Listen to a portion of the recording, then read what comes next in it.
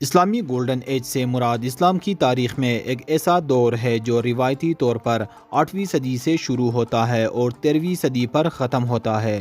اس دوران اسلامی دنیا کے بیشتر حصوں پر مختلف خلافتوں کی حکومت رہی۔ سائنس کے علوم، اقتصادیات اور ثقافتی کاموں کو بے حد فروغ ملا۔ یہ دور عباسی خلیفہ ہارون الرشید کے زمانے میں بغداد میں ہاؤس آف وزڈم کے افتتاح کے ساتھ شروع ہوا، جہاں دنیا کے مختلف کونوں سے سائنسدان اور اسکالرز دنیا کے تمام کلاسیکی علوم کو جمع کر کے عربی زبان میں ترجمہ کرنے لگے۔ سنہری دور کے دوران بغداد، قاہرہ اور کرتبہ کے بڑے اسلامی دارالحکومت کے شہر سائنس، فلسفہ اور طب کے مراکز بن گئے۔ حکومت نے علماء کرام اور قابل مترجم کے لیے تنخواہیں مقرر کی۔ ہاؤس آف وزڈم میں مختلف قسم کے کتب جمع کیے گئے، وہاں مختلف زبانوں میں لکھی گئی کتابوں کو ترجمہ کیا جاتا تھا۔ اسکندریہ اور قسطنطنیہ کی امپیریل لائبریری میں ادب کے نئے کام رکھے گئے تھے۔ نستوری عیسائیوں نے عرب ثقافت کی تشکیل میں اہم کردار ادا کیا۔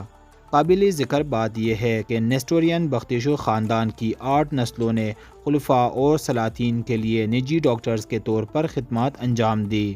کاغذ کے متعارف سے معلومات کو لکھنا اور محفوظ کرنا ممکن بن گیا۔ کاغذ کا استعمال 8ویں صدی میں چین سے مسلم علاقوں میں اور پھر 10ویں صدی میں اسپین اور باقی یورپ تک پھیل گیا۔ اسلامی دنیا کا سب سے مشہور افسانہ الف لیلہ 10ویں صدی میں شکل اختیار کی اور 14ویں صدی تک اپنی آخری شکل تک پہنچ گئی۔ حالانکہ کہانیوں کی تعداد اور قسم مختلف ہوتی ہے۔ عیسائیوں نے اموی اور عباسی ادوار میں یونانی فلسفیوں کے کاموں کا سریانی اور پھر عربی میں ترجمہ کر کے عربی اسلامی تہذیب میں حصہ لیا۔ قدیم زمانے کی بہت سی کلاسک تصانیف شاید ضائع ہو جاتی اگر عرب علماء نے ان کا عربی اور فارسی اور بعد میں ترکی، عبرانی اور لاطینی میں ترجمہ نہ کیا ہوتا۔ اسلامی اسکالرز نے چین اور ہندوستان کے نظریات کو بھی جذب کیا اور اس کے نتیجے میں عربی فلسفیانہ ادب نے جدید یورپی فلسفے کی ترقی میں اپنا حصہ ڈالا۔ ابن رشد اور ابن سینا دونوں نے ارسطو کے کاموں کو بچانے میں اہم کردار ادا کیا۔ ابن رشد کو مغربی یورپ میں سیکولر فکر کا بانی قرار دیا جاتا ہے کیونکہ اس نے ارسطو کے نظام فکر کو اسلام کے ساتھ جوڑنے کی کوشش کی۔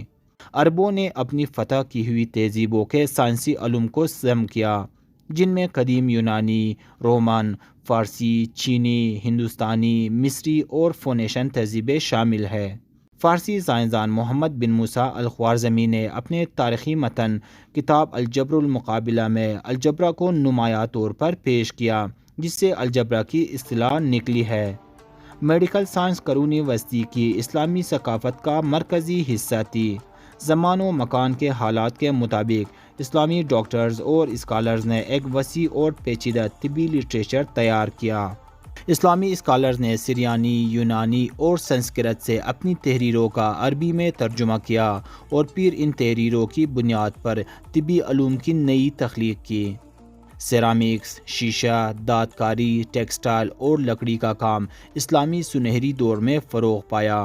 اسلامی آرٹ میں اعداد و شمار کے بجائے اکثر فطرت کے نمونوں اور عربی خطاطی کو دکھایا گیا ہے، کیونکہ بہت سے مسلمانوں کو خدشہ تھا کہ انسانی شکل کی تصویر کشی بت پرستی ہے اور اس طرح خدا کے خلاف گناہ ہے۔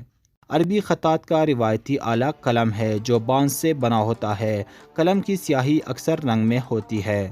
اسلامی خطاطی کا اطلاق کاغذ کے علاوہ ٹائلیں، برتن، قالین وغیرہ پر لکھنے کے لیے بھی استعمال ہوتے تھے۔ اسلامی سنہرے دور میں تعمیرات میں بہت سی ترقی ہوئی۔ مساجد، مقبرے، محلات اور قلعے فارسی اور بازنطینی طرز پر بنائے جاتے تھے۔ الغرض اسلامی علمدانوں نے دنیا کو ایسے جدید علوم و فنون سے آشنا کرایا کہ تاریخی انسانی میں اس کا نظیر نہیں ملتا۔ بالآخر ہر عروج کو زوال ہوتا ہے۔ عربوں کی زوال کی سب سے بڑی وجہ باقی اقوام کا عروج تھا، بالخصوص منگولوں کے عروج سے جتنا نقصان اسلامی دنیا کو پہنچا کسی اور وجہ سے نہیں ہوا۔